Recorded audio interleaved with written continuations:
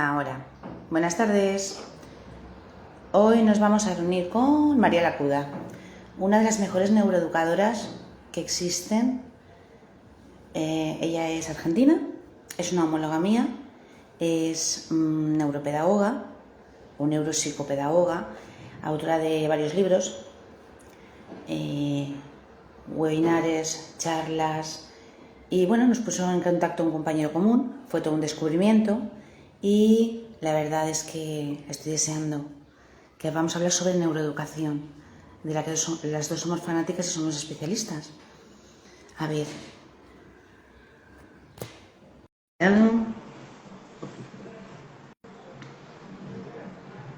ver si tenemos suerte y nos añadimos pronto. Ya estamos casi. A ver. ¡Hola! Buenas tardes. ¿Se me ve bien o se me ve la mitad? Yo es que hoy he venido. ¿Cómo estás? Perfecto, perfecto. ¿Vos a mí? Se te ve, espérate, es que se me ve un poco regulín, porque voy a ver si ahora es que se me ve mejor. Mitad y mitad. ¿Cómo estás? ¿Cómo estás? Qué lindo ver gente de verdad. Pues yo hoy no me encuentro muy bien, me duele mucho la cabeza, se ve que aquí va a cambiar el tiempo y tengo, pero bueno, no es importante. Tenía mucha ilusión de verte. Bueno, te cuento que acá es una tarde de lluvia, de frío. Recién nos enteramos que vamos a tener unos días de confinamiento nuevamente por una semana. Así que es un día así también, difícil. Pero contenta de estar acá charlando con vos. Estaba presentándote y hablando de ti y comentando que eres una neuropedagoga como yo, neuropsicopedagoga en este caso, que tienes un par de libros escritos, que haces webinares y tus charlas son estupendas. Y las dos, ¡ay! Esto, de mal, ¿cómo se para? Estamos pues muy unidas por la neuroeducación. Mariela, la señal. Caramba. Vamos a esperar a ver si no saldremos y nos volveremos a meter, porque iba a ser súper interesante. Pues nada, se ha salido Mariela. Vamos a esperar un poco. A ver, voy a acabar yo el directo y a ver si... O voy a esperar un poquito a ver si él se puede volver a unir. En ocasiones cuanto más interés se tiene para hacer una cosa de estas, pues peor sale. A ver, mira, ahora. A ver si tenemos más suerte.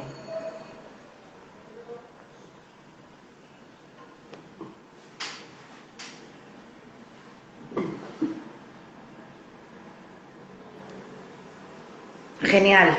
Ahí está. Ahora sí. Lo que pasa es que el audio se oye fatal. No sé si te va a tocar ponerte auriculares o ponernos a los auriculares. Yo no los tengo aquí. A ver, dale, si los tenés cerca, yo te escucho perfecto a vos, ¿eh? Vale, pues ahora sí que te escucho bien. Bueno, estaba presentándote. Estaba diciendo que las dos somos neuropedagogas o neuropsicopedagogas, que nos une un punto de inflexión que es la neuroeducación. Y bueno, vamos a dar una charla sobre esto. Una charla o bueno, hablar entre las dos un poco. Cuéntame, ¿cuánto tiempo llevas tú conectada con el mundo de la neuroeducación? ¿Y cómo empezaste? Bueno, te cuento mi historia. Yo calculo ya unos 10 años, era vicedirectora de un colegio secundario. Acá el colegio secundario, sí, es el mismo, ¿no? Y llegó una circular donde hablaban de neurociencia. Hablaba de ciertos cambios que se venían a la educación. Siempre cuento cuando arranco y me preguntan esto, digo que mi primer encuentro con la neurociencia fue como, a ver qué es esto, con qué invento se viene. Igual que yo. Yo provengo de las ciencias sociales y viste que cuando nos hablan de neurociencia, suena muy a ciencias naturales, ¿no? A mí me sonaba demasiado biologicista para hablar de la educación. Y bueno, y empecé a conocerla. Primero hice un curso, después una capacitación más larga, después vino la maestría, pero lo cierto es que una vez que arranqué me enamoré fuertemente porque en realidad empecé a encontrar certezas de esas que yo nos había dado un poco el conocimiento de aulas. Contame vos, a ver, bien, pues sé que viene parecido. Yo muy parecido y aparte de hecho cayó en mis manos un folleto sobre la neuroeducación aplicada a la educación y yo dije, bueno, yo soy pedagoga terapeuta, es decir, yo trabajo a modo personal, trabajadora autónoma y yo dije, ¿esto qué es? Bueno, soy maestra también, soy logopeda, bien, bueno, ya lo sabes. Y dije, ¿esto qué es? Contanos igual un poco esto de la logopedia, que es súper interesante. Es distinto, es un terapeuta de la comunicación humana, un terapista del lenguaje, que se suele decir, depende de países. Bueno, entonces es distinto, es otra rama, son ramas diferentes. Y entonces pensé, ¿esto qué es de la neurociencia aplicada a la educación? Congreso. Y a ello, por el currículum, me apunté, me inscribí al currículum, al congreso. Asistí, estaba el profesor Mora. Mora, claro, como para arrancar alto, como para arrancar ahí, claro. He sido su alumna a partir de entonces, el profesor Mora. Yo decía, ¿esto qué es? Voy a ver. Estaba el profesor Mora, estaba Tomás Ortiz, Cuetos, o sea, los mejores y los grandes. A mí me aceptaron. ¿Cómo? Me aceptaron. Y por currículum, es decir, por estudios. Y solamente nos aceptaron a 1000 personas. Yo quedé maravillada. Y entonces seguía el profesor Mora por todos los sitios. Y empecé pues a investigar, empecé a hacer cursos de capacitación, empecé a enterarme qué era la neuroeducación, neurociencia, neurodidáctica, sus diferencias, que cómo esto se implementa en la realidad educativa es como vamos hacia adelante. Y bueno, fue más que nada pues pagándome yo, se puede decir, la formación. Y como tú, hasta el día de hoy. Y ahora sí que hay formaciones. Sí, es cierto, porque cuando arranqué yo me acuerdo que entre colegas, y hablaba de neurociencia o neuroeducación, había todavía mucha gente que no le gustaba demasiado, que no estaba demasiado interesada en el tema, o había detractores, incluso gente que empezaba a criticar desde posturas comprensibles, si se quiere, cómo podía la medicina, en un punto, o una rama de la medicina, interferir tan directamente en la didáctica, ¿no? Hoy ya me parece que es un debate que está resuelto, claro, ya está resuelto. De hecho, yo no sé qué opinas vos al respecto, pero yo tengo la teoría de que en breve, en unos años, en unas décadas, si se quiere, ya no se va a hablar más de neuroeducación, porque la educación misma va a estar incorporando el aspecto neuro como parte de un hallazgo obvio, ¿no? A mí me parece que es una cuestión de coyuntura. De hecho, todavía nuestros docentes, porque las charlas, sabes, tanto las charlas que das tú, las charlas que doy yo, por lo que nos hemos visto en el trabajo, pues no te preocupes. Las charlas, los docentes les suena todavía, como aquí se dice en España, a chino mandarín, pero sí, se implementará en aulas porque es necesario. ¿Por qué defendemos nosotros lo que es la neuroeducación? ¿Por qué? Porque todo parte de aquí y tenemos que entender a nuestros alumnos su arquitectura cerebral para poder abordarles en su trabajo, ¿no? Para poder sacarse más. Y los maestros, estos que lo tienen que saber sí o sí. Si no, es como si dijésemos yermo, un trabajo yermo. El no saber incorporar la ciencia a los centros, más o menos. Sin duda, sin duda. Yo creo que una parte de la reticencia que hay, ¿no? De cierto rechazo que hay, tiene que ver con la idea de pensar que la neurociencia supone que la educación es puramente racional, es puramente cerebral. Y paradójicamente lo que vino a mostrar es que las sensaciones, que son la primera base del aprendizaje, van a surgir tanto de las emociones como del cuerpo. Entonces yo pienso que a medida que se vaya propagando el conocimiento sobre esta corriente, realmente vamos a ir enamorando a todo el colectivo docente, más que nada porque vamos a ver su eficacia, su necesidad y su naturaleza humana. ¿No? Porque hay como una idea de pensar que la neurociencia es cientificista o alejada de la realidad del aula, pero en realidad me parece que no hay vertiente más que humanice a la educación. Sí, es implementar, claro. ¿No? Sí, es implementar todo lo que se sepa de la ciencia en beneficio del proceso de enseñanza-aprendizaje. Porque si no, es que no es efectivo. Yo incluso estuve, mira, algo muy que a mí también me gustaría que me lo explicaras y lo clarificáramos entre tú y yo. Por ejemplo, ahora está muy de moda la psicopedagogía. La psicopedagogía está muy bien. Yo di una charla a UPTC en la Universidad de Colombia y hablaba mucho sobre psicopedagogía, pero yo les expliqué, la psicopedagogía no es efectiva si no existe una neuropsicopedagogía. Es decir, si no se tiene una base científica neuronal, por mucho que queráis trabajar diversidad, por mucho que queráis implementar, si no existe la parte neura que se sabe de dentro hacia afuera, jamás en la vida se puede abordar cualquier condición, digo yo. Y se lo expliqué así. Sin duda, yo cuando hablan de esto siempre cuento lo siguiente. Nosotros los educadores, los psicopedagogos, los expertos en educación, vinimos durante décadas juntando evidencias respecto de cómo aprendían nuestros alumnos, mirándolo desde afuera, ¿no? Mirando cómo eran las conductas externas de esos alumnos, cómo se evidenciaba el aprendizaje. Eso realmente fue significativo y fue un cúmulo y es un cúmulo de hallazgos y aprendizajes también científicos muy valiosos. Pero ahora tenemos la posibilidad de ver esos avances del aprendizaje desde adentro y en acción. Yo creo que es, claro, yo creo que es una riqueza que no puede dejarse de lado, ¿no? Y otra cosa que, volviendo a la psicopedagogía, me parece que el gran avance que hace esta corriente tiene que ver con dejar de centrar la mirada en quien enseña y poner la mirada en quien aprende. Porque al visualizar, ¿no?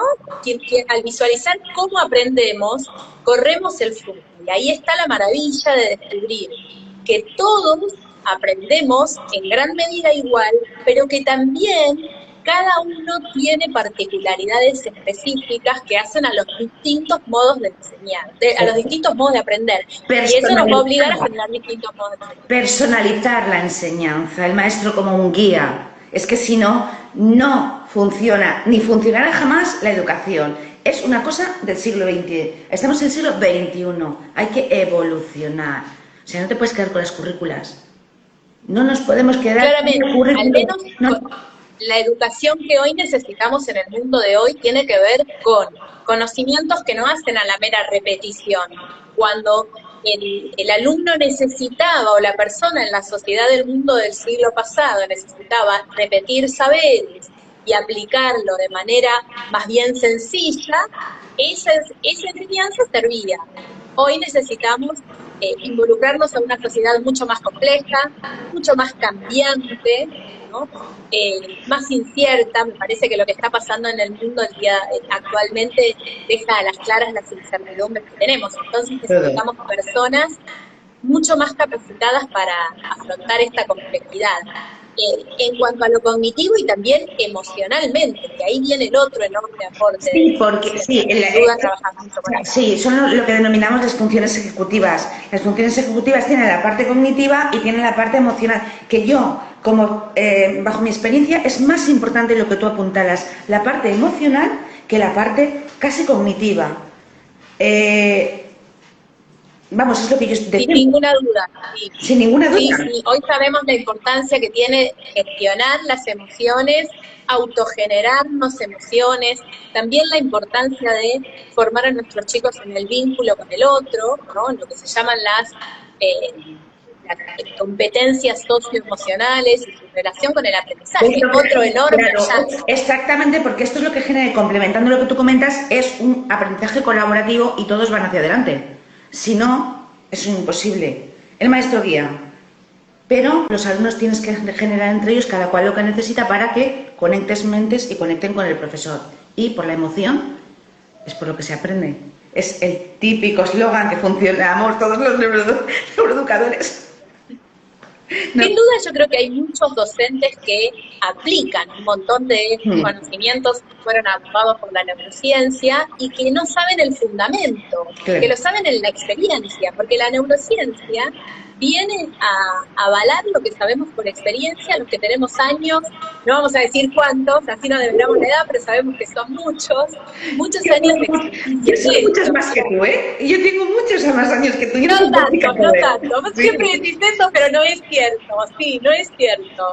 Y por edad, yo tengo 10 años más que tú casi. Contame, ¿seguís trabajando en aula o en los últimos años ya no estás trabajando? Yo la verdad es que soy una amante de las enfermedades raras, entonces soy solamente terapeuta. Es decir, trabajo en mi casa, ¿sí? Trabajo en mi casa intervención educativa, lo de las charlas, lo de evangelizar profesionales, docentes y lo del lenguaje es, me cojo el ordenador, me lo cuelgo y asisto. Si no, me conecto online y voy a los congresos. No trabajo como neuroeducadora, soy terapeuta. Soy solamente terapeuta y trabajadora autónoma. Soy una abanderada yo sola, trabajo yo sola y lo hago todo yo sola. No estoy en ninguna universidad ni nada. O sea, me llaman en los congresos. Apasionada, lo hago mira, porque soy alumna de... y tengo contactos. Y porque sos alumna y también de David Bueno, me mencionaste, claro, bueno. Nos conocemos un poco, hablamos de cuando en cuando. Le he dicho 1000 veces que por favor venga, estoy ocupado, pero claro... No, que venga y hacemos una charla también con él. Entre los tres, lo que pasa es que si él viene, yo cuando abro la boca, ¡ay, me quedo tonta! Claro. Porque aparte no lo dejaríamos hablar a él. Aparte es muy chistoso. Le contamos a la gente que nos escucha, si alguno no sabe de quién se trata, estamos hablando de un pope de la educación, de la neuroeducación, realmente maravilloso. Bueno, David Bueno es un genetista, es biólogo, es no sé cuántas cosas más, pero implementa lo que es la neurociencia, genética y biología a la educación. Las charlas que tienen las pueden ver ustedes en YouTube, son maravillosas y él como persona es increíblemente divertido. Hay muchas son muy divertidas, son muy didácticas y aplica todo eso que sabe al aula. Y lo que tiene también es años de experiencia en educación, ¿no? Entonces puede ser una bajada concreta de todos estos hallazgos a su aula. Yo estoy conociendo ahora, por ejemplo, Facundo Manes, no conocía. Y hay un señor también que es biólogo, que es argentino, que también otros compañeros de México me han hablado de él y he visto algunas, es que no recuerdo el nombre, un señor de mi edad, y la verdad es que lo hace fenomenal. O sea que ya somos varios los que estamos aquí abanderando. Sin duda, debe ser Aldana Marcos. Aldana Marcos. Sí, me parece que sí. Bueno, en ambos casos también hay gente, y acá nos metemos en otro tema delicado, dimos el puntapié. Lo que tienen estos dos profesionales es que son médicos, saben sin duda el aspecto, el aporte que puede dar el saber de la medicina, puntualmente de la neuromedicina a la educación, claro. Y a mí me parece, esto es de todas formas enriquecedor, me parece que es muy importante hacer el puente de los dos lados, ¿no? Es importante que los docentes descubramos y aprendamos todo lo que la neurociencia nos puede dar para saber cómo aprenden nuestros alumnos, pero también me parece importante, y es un camino que todavía no se está recorriendo, que estos expertos en neurociencia se acerquen a descubrir el verdadero mundo de la escuela. Porque muchas veces nos pasa de las propuestas y de cada escuela, porque también imagino que cada escuela tiene sus propias características contextuales. No va a ser lo mismo la escuela en España, que ya charlaremos de eso, que la escuela en Argentina, que es la escuela de nuestros amigos de México, la escuela de Perú. Paraguay, yo también doy charlas y también veo lo mismo en los contextos educativos. O sea, la base neurocientífica exactamente es lo que tú comentas. O neuroeducativa tenemos las mismas, o incluso en Chile. O en Perú, que también hay muchas. Chile, están muy avanzados. Sí, que tuve el último webinar que estuvo, por cierto, de neuroeducación fantástico. Sí, me gustó mucho. Y exactamente tenemos las mismas bases o el mismo punto de inflexión, pero cierto es que los contextos educativos no es lo mismo, pero ya por política educativa, no por otra cosa. Exactamente, claro. Bueno, pero en ese punto muchas veces las propuestas que bajan desde la neurociencia no condicen con lo que realmente podemos los docentes hacer en las aulas reales.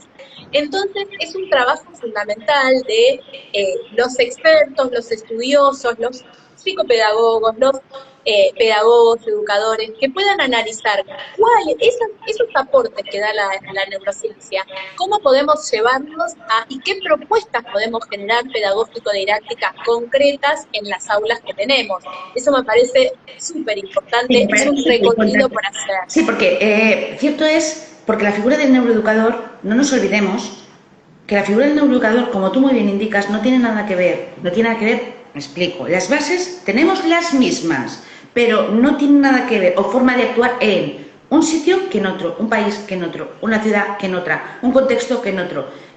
Bases científicas tenemos las mismas. la figura del neuroeducador buscamos las mismas metas, pero no es lo mismo. Mariela, ¿qué es para ti un neuroeducador? ¿O qué entendí? Bien, ¿Qué entendés vos? a ver, Soy a mí me argentina. parece que en realidad yo soy una gran defensora del educador, ¿no? Yo soy del Entonces me neuroeducador. parece que el neuroeducador es aquel que pudo sumar a su bagaje conceptual y práctico de conocimiento los aportes de la neurociencia. Entonces descubrió una serie de ítems muy interesantes a tener siempre en cuenta a la hora de proponer didácticas de aula. ¿Cuáles serían esos ítems? Bueno, algunos ya los mencionamos. Primero, la importancia trascendental que tienen las emociones a la hora de dar clases, el ambiente emocional, el trabajo con el otro, el trabajo de vínculo, lo importante que es trabajar en equipo. El hallazgo fundamental de las neuronas espejo, hoy nos viene a hablar de la importancia de modelizar. ¿Cómo? No te escuché. Neuroplasticidad. Exacta, un neuroeducador es aquel que tiene muy en claro que su alumno o su alumna no es de una manera, no es inteligente o no es poco inteligente o no es pobre en sus recursos, porque lo que tenemos como capacidad intelectual y académica es completamente Plástico. es un docente que tiene la seguridad de que con el trabajo adecuado, con el medio adecuado y con la didáctica correspondiente va a lograr éxito de sus alumnos y que ese trabajo difiere en un alumno que en el otro. Esa me parece que es otra certeza, que si bien tenemos muchas cosas en común a la hora de aprender, también es cierto que cada uno tiene memorias personales distintas, tiene caminos de incorporación de sensaciones, de percepciones, de memorias y de atención distintas. Vos recién hablabas de las funciones ejecutivas. Trascendental, ese fue, me parece, otro hallazgo fundamental que tiene muy bien claro un neuroeducador, la importancia de trabajar no solo con las funciones cognitivas, para decirlo en castellano, no solo trabajar en la memoria de nuestros alumnos o en la comunicación lingüística de nuestros alumnos, sino trabajar puntualmente con esa capacidad de relacionar, de planificar, de generar nuevas... Secuenciar. De organizarse, de focalizar y no atender estímulos externos, de automotivarse. Me parece que eso es un desafío para el próximo milenio. Es un desafío muy grande, lo que has comentado, súper importante, porque tengamos en cuenta que las funciones ejecutivas, yo quería comentar y complementar a la maravillosa exposición que estás haciendo con dos cosas. Las funciones ejecutivas, quiero que entiendan, un conjunto de características del cerebro que ensamblan, son como la locomotora del aprendizaje, ensamblan, organizan, son altamente difíciles, complicadas, pero para eso estamos nosotros, para saber cómo las tenemos que abordar, de qué manera, en beneficio de nuestros alumnos. Por eso... Te hago una pregunta, a ver, y súper interesante esto, y me encantaría ver que vos que sos más experta debatamos esto. ¿Te parece propicio generar actividades que sean pura y exclusivamente para el desarrollo de funciones ejecutivas? ¿O las funciones ejecutivas se enseñan en el marco de la enseñanza de otro aprendizaje? A ver. No, las funciones ejecutivas van en función de la personalidad de cada alumno. El cerebro es plástico, como te has indicado, y el cerebro es modulable, es decir, el cerebro se va con el aprendizaje, es una masa que va aprendiendo y se va moviendo. Entonces cada individuo tiene unas funciones ejecutivas distintas y yo trabajo mucho como terapeuta el neurodesarrollo de las funciones ejecutivas en cada una de condiciones o niños normotípicos o atípicamente neuronal. Claro. Por eso me refiero tanto a las funciones ejecutivas.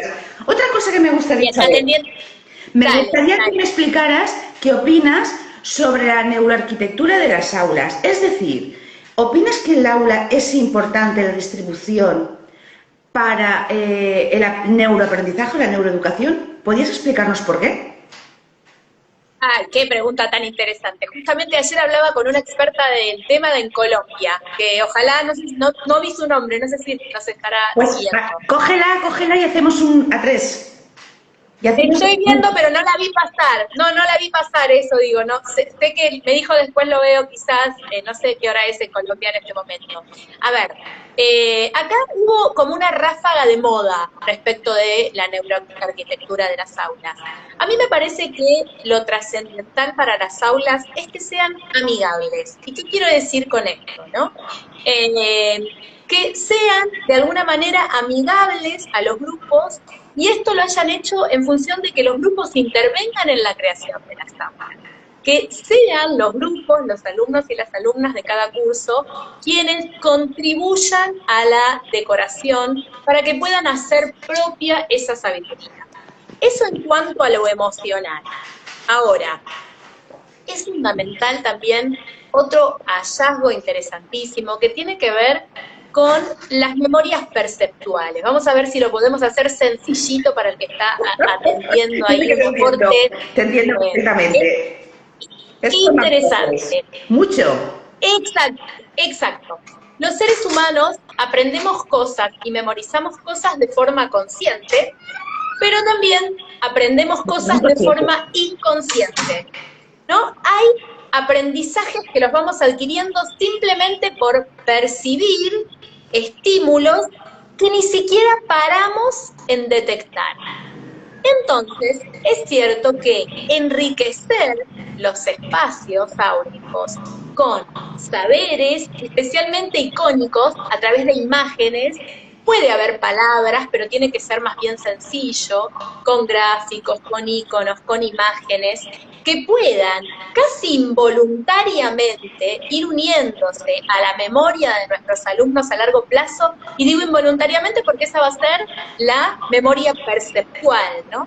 Me parece que esto es súper enriquecedor. Bueno, yo le voy a implementar, le voy a introducir un poquito más si me dejas. Un poquito más, ¿eh? Dale. Es a nivel personal. ¿Cómo no? Iba a preguntarte eso. Yo vamos a ver, le añadiría también, por ejemplo, a esa neuroarquitectura con la percepción que has dicho que es una pasada, o sea, lo que se dice aquí en España una pasada es una maravilla. La neuroarquitectura me refiero al diseño, igual que tú implementas, o sea, introduces en tu casa cosas modernas, un lavavajillas, una tostadora, dentro de tu aula. Introducir, aparte de tecnología me refiero a una pizarra digital que facilite a según qué alumnos, es un tipo de aprendizaje, un ordenador también la neuroarquitectura del mobiliario, es decir, ir cambiando, porque Mariela ha comentado la percepción, pero yo hablo de la atención selectiva, es decir, ya no de una decoración, sino de una atención, con la regla de esa neuroarquitectura y las neuronecesidades. No sé si me explico o no me explico lo que realmente... Sí, claro, claro. ¿Y qué propondrías en las aulas? A ver, en aulas de distinto contexto, ¿qué propondrías para motivar esa atención, para facilitar la atención? Por ejemplo, el del mobiliario, es decir, vamos a suponer forma de herradura. El maestro está en medio, en forma de herradura. Forma circular, una forma circular. Aulas móviles, es decir, dependiendo de lo que se quiera o no se quiera hacer, porque yo en mi casa tengo aquí un aula de trabajo y es un aula móvil. Tengo la pizarra móvil que la coloco, tengo el ordenador. La vi digitalmente. Lo sé, sí. Lo sé que te lo enseñé y te gustó mucho. Y entonces es una cosa hábil, móvil y que se adapte el medio a ti, no tú al medio. Entonces tú tienes la atención selectiva, ya no atención selectiva, ya la atención focalizada en el ejercicio. De otra manera, si estamos dispuestos uno detrás de otros o en dos planos distintos, el trabajo ya ni es efectivo a nivel personal, ni es efectivo a nivel grupal. O sea, hay que sacar el rendimiento a la hora dependiendo de lo que se necesite. Si quieres un trabajo colaborativo en grupos, pues los grupos cercanos y siempre con el material disponible. ¿Que quieres a nivel individual porque existen niños con diferentes condiciones? Aunque hoy en día aquí en España mucho de inclusión, mucho tal, pero las condiciones existen en las aulas. Pues a hacer aprovechable el espacio y sobre todo, ratos de oxigenación y de ejercicio físico entre ellos. ¿Qué opinas? Sin duda, bueno, exactamente, completamente de acuerdo, me parece que esta propuesta que vos diste enriquece, además, el encuentro con el otro, tan importante, ¿no? La comunicación, que en esta forma lineal de las aulas, todos mirando una pizarra o un pizarrón o a una pantalla digital, esto no se beneficia, entonces me parece súper interesante lo de las aulas móviles, las aulas que beneficien el encuentro. También me parece que es una propuesta muy interesante siempre que se pudiera hacer, que entiendo que hicieron algunos desarrollos en España y algunos en Perú, también lo charlamos con colegas, de lo que se llaman estaciones de aprendizaje, ¿no? O rincones. Estaciones de aprendizaje, sí, lo viste en algún lugar. Tiene que ver con distintos lugares en el aula, rincones. Y que en cada lugar, exactamente, que sea una especie de posta, ¿no? Que en cada lugar haya una propuesta diferente, pero que se aborde en cada una de las postas el mismo aprendizaje desde distintos recursos, desde distintos lugares de ingreso. Entonces, así, además de propiciar esta atención focalizada, además de propiciar las memorias inconscientes, el trabajo en equipo, y además nos aseguramos la inclusión, porque cada chico, cada chica va a acceder a la posta de trabajo que le resulte más efectivo, más gratificante, más motivadora. ¿Tú qué opinas? ¿Inclusión? Bueno, eso para otro tema, pero ¿inclusión o integración? Bueno, en realidad no soy muy experta en el tema. A mí me encanta cuando hablan más que de inclusión, de integración, hablan de hablan de una idea de donde la heterogeneidad sea celebrada. Me parece que claro, exactamente, la idea de la convivencia, ahí va, ¿no? Donde todos nos enriquecemos comprendiendo la forma diferente en que aprende el otro, porque es significativamente así. A mí me maravilla hacer un análisis de campo, te cuento esto y ya seguimos. No, habla, me interesa mucho más lo que dices tú que lo que diga yo. No, yo trabajo en distintos profesorados, ¿no? Profesorado de educación física, profesorado de inglés, profesorado de inicial. Y es fantástico ver cómo, en función de los gustos e intereses de cada grupo, tienen distintas formas de abordar el aprendizaje. Y esto se da en los niños también, obviamente, y no siempre podemos capitalizarla. Me parece que la convivencia podría magnificar eso. Pero insisto, no soy experta en el tema. Contanos vos. Era un inciso tonto. A ver, cuéntame un poco, y yo también voy a colaborar. Neuromitos. ¿Qué es eso? Interesante. ¿Qué es eso? Bien. ¿Qué es eso? Neuromitos. Bueno, hay mucha bibliografía sobre los neuromitos.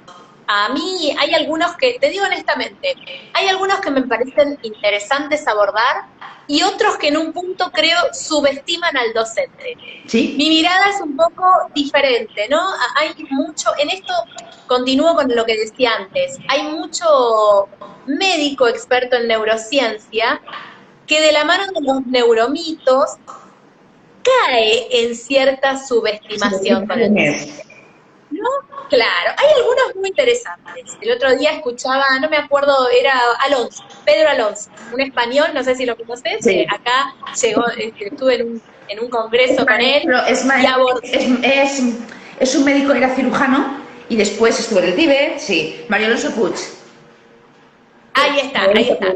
Súper interesante, en un congreso hablando sobre los neuromitos.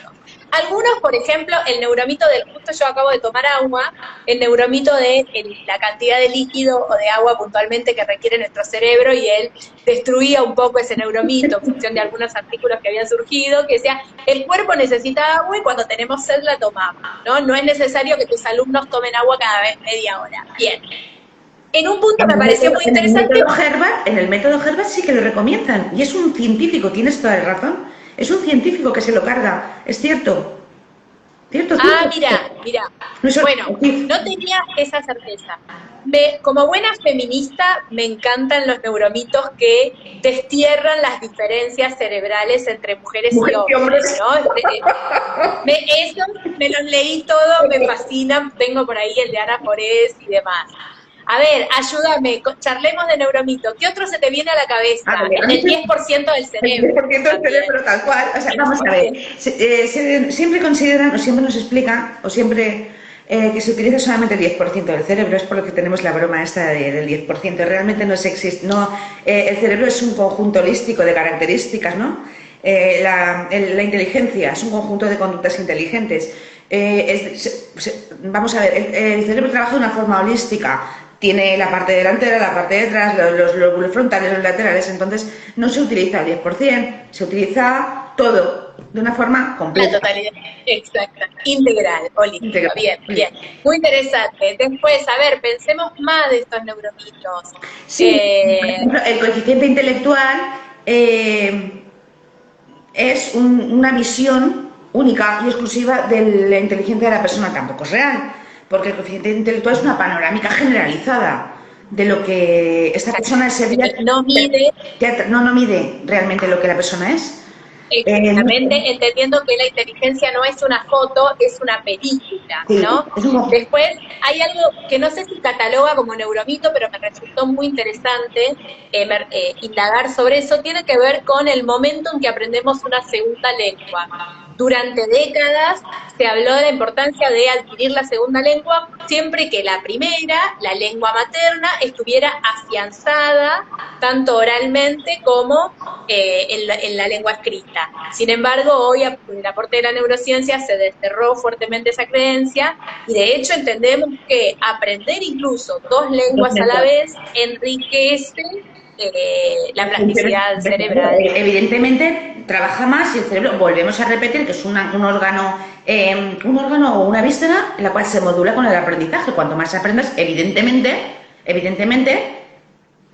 más se forma, más se amplía. Claro, y más se amplía esta famosa zona de Wernicke, la zona de la comprensión semántica, y hay pruebas empíricas súper interesantes respecto de la capacidad y la rapidez de conexión cerebral que tienen los niños que aprendieron dos lenguas desde muy pequeños. Yo puedo aportar como logopeda y como neurologopeda, ahora atendiendo a la comunicación, exactamente en tomografías cerebrales nos sale evidenciado que cuanto más se aprende, esas áreas están más despiertas.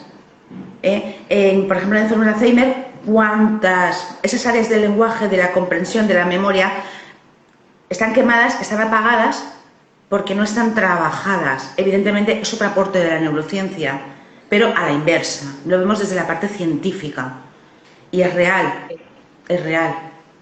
Si no se trabaja, en vez de desarrollar, lo que se hace es apagar esas áreas.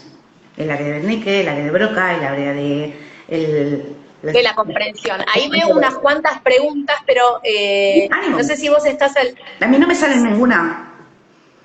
Según qué actividad es la forma en que nos sentamos, el espacio del aula usamos, nos comparte. Dani Martínez, los fonemas ni utilizados se pierden en la poda neuronal. Pues no lo sé, porque en la poda neuronal lo que realmente se pierde son neuronas. No se pierden fonemas, es distinto.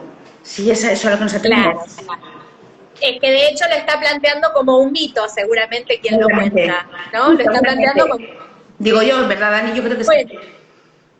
En torno a las ventanas de aprendizaje también hay muchos mitos, ¿no? Lo que no se aprende a determinada edad difícilmente se aprenda después, o la idea de que el alumno tiene que aprender a leer y escribir antes de los 6 años, pero me parece que todos estos neuromitos han sido completamente superados, incluso antes de la llegada de la neurociencia. Mira, pues te voy a contar una anécdota y no está superado, aunque parece real.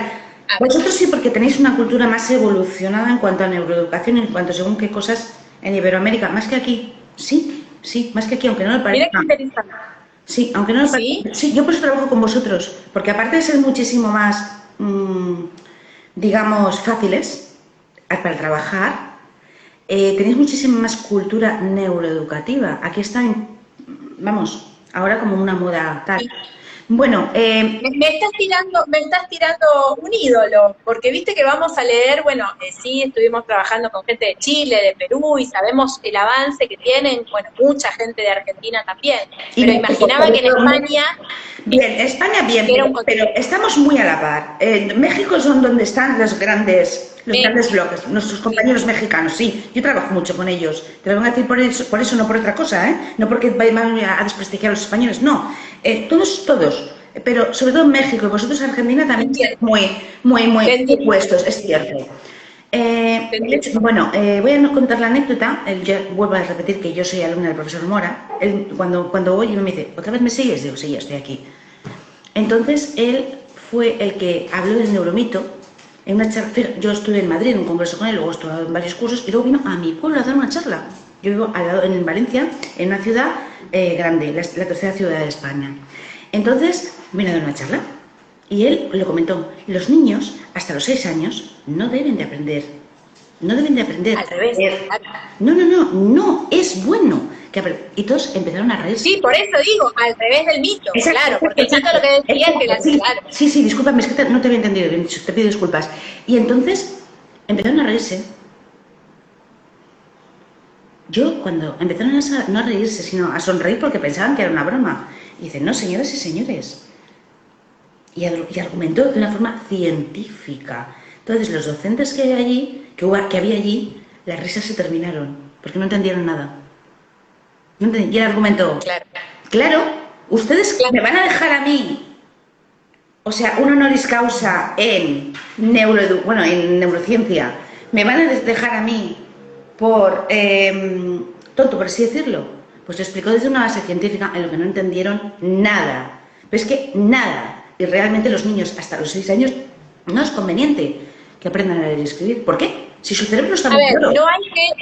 no hay que presionar si no alcanzan el objetivo, porque en realidad los circuitos neuronales que se requieren para el desarrollo de la lectoescritura requieren un tiempo prolongado de desarrollo que tiene una ventana que va más allá de los 6 años, porque pensamos, uno lo tiene incorporado, pero aprender a leer y escribir supone el desarrollo de los circuitos relacionados con la vista, el desarrollo de los circuitos relacionados con y con este famoso área de Wernicke, que yo me marco, porque así lo estudio mientras Sí, nombro, claro, está muy bien. esta famosa área de Wernicke y de la comprensión, incluso las funciones ejecutivas de las que hablaba, que requieren un desarrollo también muy importante para poder Sí, aprender a leer y totalmente escribir. de acuerdo. Yo a los docentes siempre les digo lo mismo. Miren, eso es un código. La lectura es un código. Y para insertar este código, tiene que estar el cerebro maduro. O sea, tú no insertas cualquier código, ni incluso el de circulación. Tiene que estar tu cerebro con esa plasticidad y ese aprendizaje, neuroplasticidad. Todo junto. Debe estar maduro preparado Ahora para. me voy a dar un lujo yo, me voy a dar un lujo yo y te pregunto yo a ver respecto de esto, en esta charla tan interesante. Respecto del método de la lectoescritura, a ver si tenés una teoría, a ver si tenés una mirada. Viste que hay una oposición entre los métodos generalistas Y los y los globales. métodos que sostienen grafema-fonema, Globales. ¿no? A ver, ¿por cuál de los dos vas? ¿Qué te parece esto? Son complementarios. Y Son depende de niños. complementarios, Y no te depende de escuchaba, niños. Depende de niños. claro. Tenemos niños, depende de la. Yo es que me abogo más a la educativa clínica, ¿no? Es lo que más trabajo. Y depende de niños. A ver, y depende de condiciones. El niño normotípico es un código, se le puede insertar a partir de los 6 años. Grafema fonema, que es el que Grafema, sugiere la fonema, neurociencia. palabra, frase, no hay ningún tipo de problema. Exacto, Pero, perfecto, pero, claro. pero, si existen niños con condiciones, los métodos globales son muy interesantes y hay varios. Entonces debemos adaptar. Lo mismo que adaptamos el aprendizaje, es adaptar el aprendizaje de la lectoescritura con el método más adecuado. Incluso lo puedes hacer tú mismo, porque yo soy mucho de trabajo manipulativo. De implementar trabajo manipulativo, el trabajo que yo me voy preparando, aunque sea en un folio en blanco, o sea, siempre innovar de cualquier manera, con el ordenador, con la tablet, con todo. Buscar esos distintas formas de ingreso. Entonces, No creo que haya una metodología estándar. Creo que te debes de adaptar o readaptar al individuo. No hablo de niños normotípicos, ¿eh?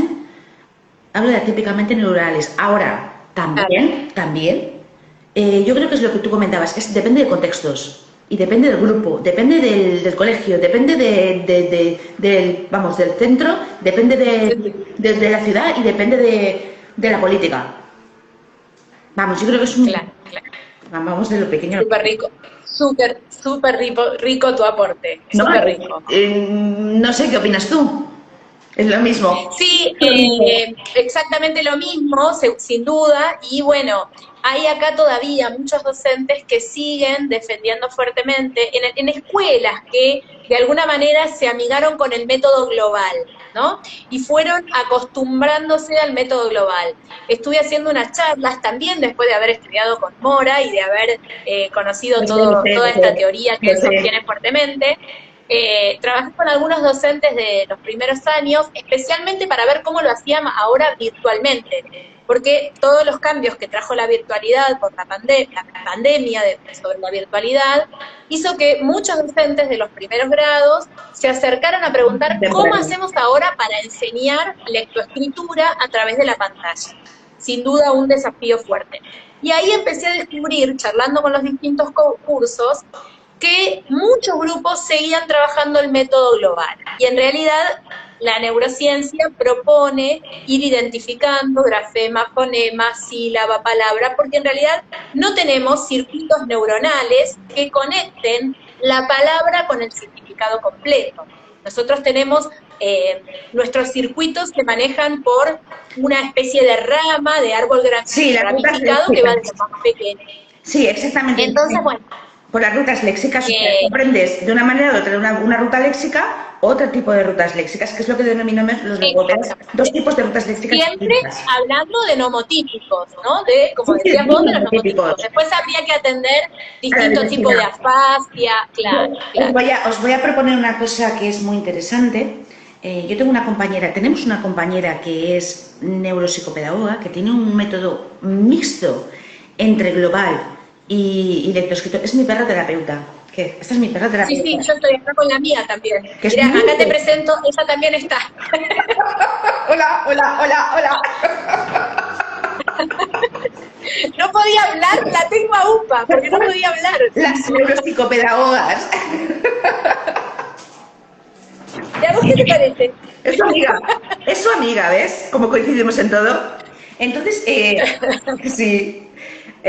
Una compañera que se llama jovencita, Milena Miranda, que es colombiana, trabajamos juntas en un equipo de trabajo y luego trabajamos en un par de congresos, es muy buena y yo recomiendo su método porque lo ha hecho ella, es un método de lectoescritura para trabajar con niños de cualquier tipo y también online. Ella es especialista en... después te voy a estar pidiendo el nombre más preciso para buscarla, para trabajar con los colegas que buscan mucho esto. Sí, le dices que eres amiga mía y verás. Dani, obviamente, claro, sin duda. Y la verdad es que tiene un método, es una chica muy jovencita, es innovadora, la metodología es chulísima y aparte es una mezcla los pictogramas con lo global, con lo silábico, es súper chulo. Y no sé, os puede ayudar mucho. Y de hecho lo vende, ¿eh? Lo vende en su país. No sé si tiene tirada en otros países, pero yo hice un Instagram simple y llanamente para que los docentes, todas las personas que nos escuchan, tuvieran la posibilidad de acceder a ella. Aparte hace clases... Muy interesante. Y da unas charlas buenísimas sobre la memoria. Sí, la voy a estar buscando. Búscala porque es jovencísima, pero da unas charlas y aparte es encantadora. Es encantadora. Más cositas que hablemos de la diferencia entre... A ver, nos queda un ratito. Eso estaba mirando cómo se fue volando el tiempo. Nos queda un ratito, sin duda. Un ratito.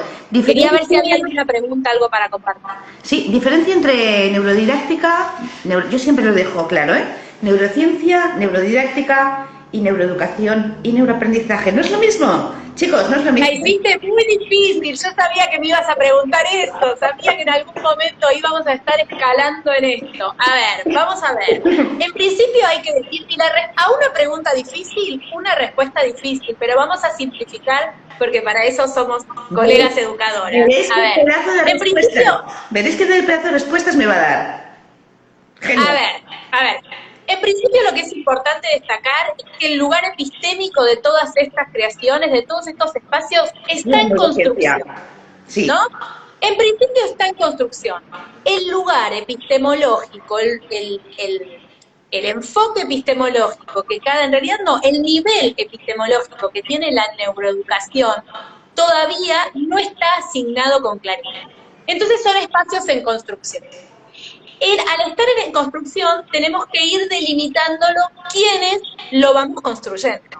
¿Cierto? En principio, y haciendo una analogía con lo que es la educación, la didáctica y el aprendizaje, lo primero que podríamos decir es que cuando hablamos de educación, hablamos de la totalidad, ¿no?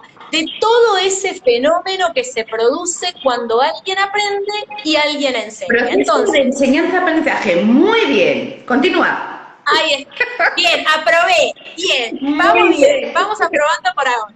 No, sobresaliendo. Ahora, no obstante, cuando hablamos de neuroaprendizaje, estamos focalizándonos específicamente en cómo aprende ese alumno, ¿no? ¿Cuáles van a ser los requisitos, los procesos, las condiciones que van a facilitar el aprendizaje atendiendo a mecanismos neuroamigables, por decirlo de alguna manera, o neurocompatibles, ¿no? Hijo de la neuropedagogía, el neuroaprendizaje. Añado. Ah, claramente, claro, sin duda. No obstante, la neurodidáctica apunta más a cómo enseñamos los docentes. Ya estamos hablando de el acto de enseñar, y no cualquier acto de enseñar, sino el acto de enseñar en la escuela, que es un formato particular de enseñanza, porque no es lo mismo como vos le enseñás a tu hijo o a tu sobrino a andar en bicicleta, que como un docente enseña de manera individualizada en un mundo colectivo como es la escuela, porque eso propone una complejidad bruta, ¿no? Tenemos que hacer un esfuerzo enorme los docentes para atender la individualidad en espacios que son naturalmente grupales. Y para esto la neurociencia viene a ayudarnos y a facilitarnos herramientas para que seamos los docentes los que construyamos didácticas.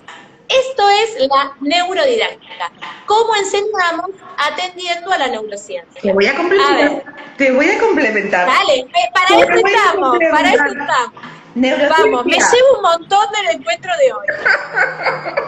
Neurociencia es la madre. Neuroeducación es optimizar el proceso de enseñanza-aprendizaje, como tú comentabas. Neurodidáctica se apoyan un poquito más, se apoyan en la psicología para los problemas que existan del neurodesarrollo, poder ayudarnos. También optimizando el proceso de enseñanza-aprendizaje. Esto es lo que tú has dicho, está genial, es absolutamente cierto, pero bueno, yo lo voy a enfocar de otra manera.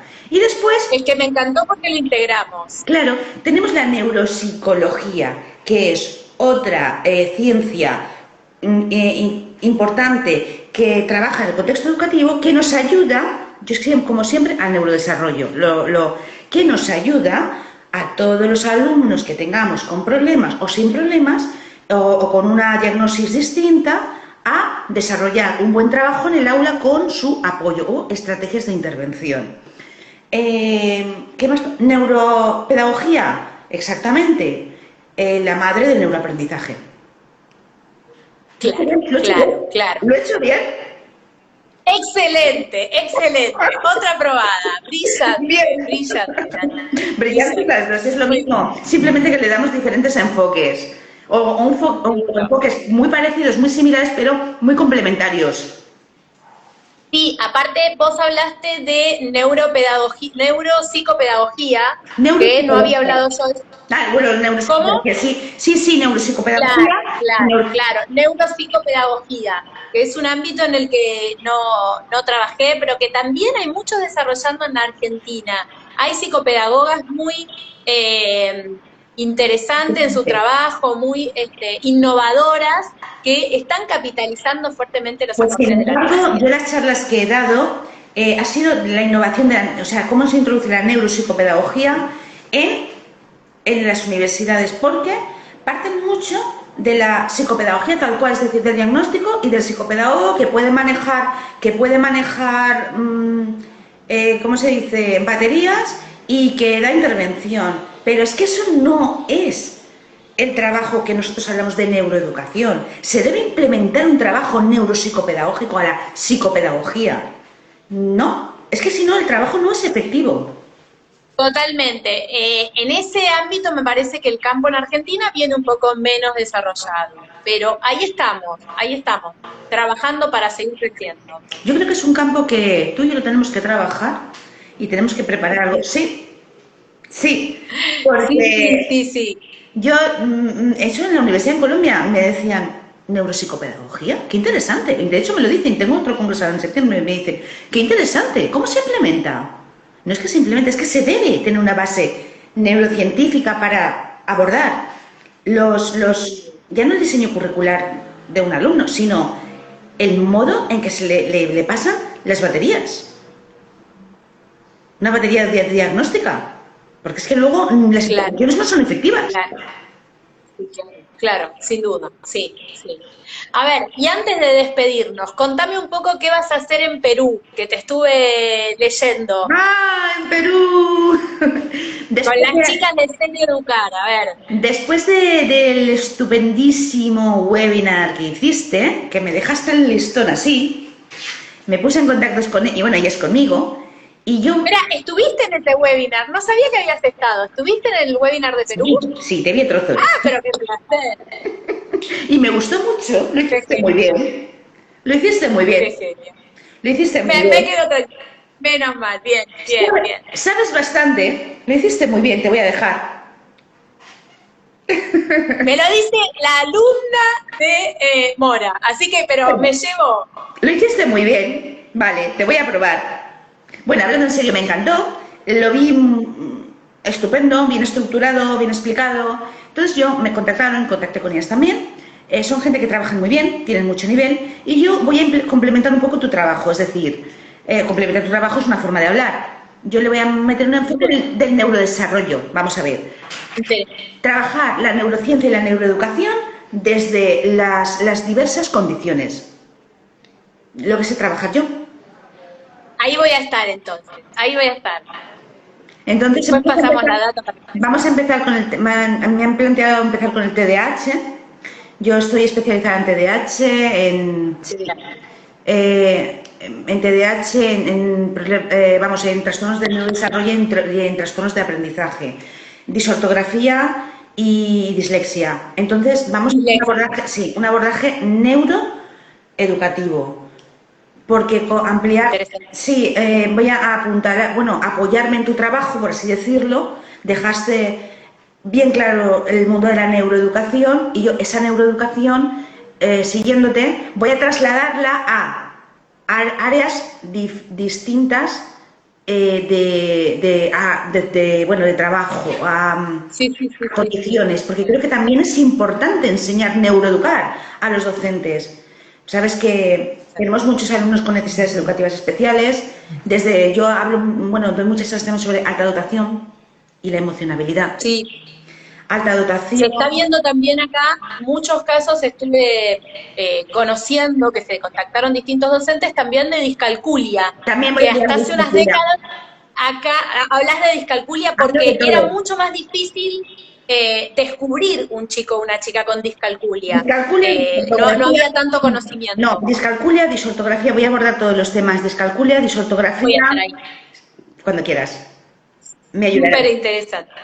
Discalculia, disortografía, TDAH, TEAS y alta capacidad. Entonces, desde la neuroeducación, pautas, estrategias, abordaje, porque no es fácil. A los docentes los estamos neuroevangelizando, pero hemos de neuroevangelizar también en condiciones. Porque existe muchísima población educativa, y lo sabes tú, que atender. Sí. Y no sin duda. Por eso trabajo psicopedagógico. Es neuro. Por eso decía. Por eso decía también es importante que los expertos conozcan la realidad de las escuelas, que conectemos los dos mundos, que podamos hacer interacciones de ida y vuelta, porque muchas veces las propuestas son demasiado ajenas a la realidad de la escuela que tenemos. Entonces hay que pensar posibilidades viables para esta escuela con estos espacios, con estos docentes, con estos alumnos, ¿no? Quizás las políticas educativas tarden un poco más en llegar, pero somos nosotros quienes podemos ir avanzando. ¿Me has leído el pensamiento con lo de las políticas educativas? Es que lo iba a decir yo ahora. A ver, es que no puedo decir. Mira, del otro lado del Atlántico. Del otro lado del Atlántico y pensamos igual. Y es que lo dices todo bien. Entonces, lo dices todo bien. Por eso te quiero. Nati, nos tenemos que empezar a despedir porque se nos va a cortar el vivo. Un beso, una de las mejores neuroeducadoras del planeta. Y yo está ahí en España y la otra allá. Seguidora, admiradora, gracias por tu tiempo, gracias por tu... Y te llamo y hablamos, y trabajamos. A vos, te quiero. Chau, hermoso, un placer. Gracias. A ver, lo grabás vos, ¿no? Lo grabás. Sí, lo dejo grabado y lo después me lo pasás. Luego te lo paso. Una de las mejores, por no decir la mejor neuroeducadora de toda Iberoamérica. La mejor logopedia de todo Europa y Latinoamérica. Gracias. Hasta luego. Chau, chau.